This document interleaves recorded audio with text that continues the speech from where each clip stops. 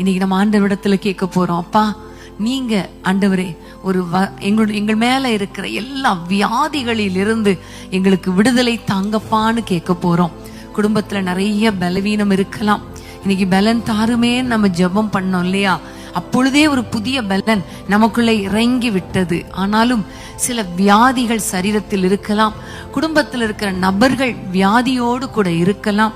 ஒருவேளை வயோதிபர்கள், அவங்களுக்கு பலவீனத்தினால மூட்டு வலி, கண் பார்வை குறைவு, அப்புறம் நிறைய காரியங்கள் பலவீனங்கள் இருக்கலாம். இன்னும் ஓடி ஓடி உழைத்து உழைத்து உழைத்து சோர்ந்து போன நிறைய பேர் இங்க இருக்கலாம்.